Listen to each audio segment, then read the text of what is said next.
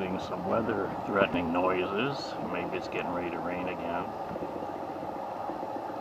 I'm recording the ducklings on the other side of the pond with their mother. A lot of traffic noise and gusting wind noises. We'll see if the modifications I made to the camera prevent the wind noise from being recorded. I have a combination of high-density foam and artificial fur.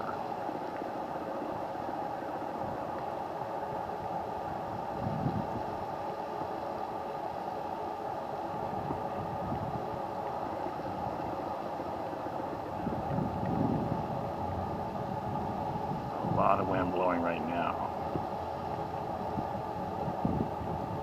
It should be an excellent test of the wind modification.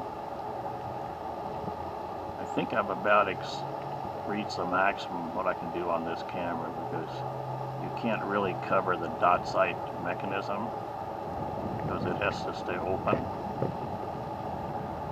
and you have to be very careful about how you connect the materials to the camera. Anyway, I'm going to see if what I'm recording right now, we'll see if that's a good test or not.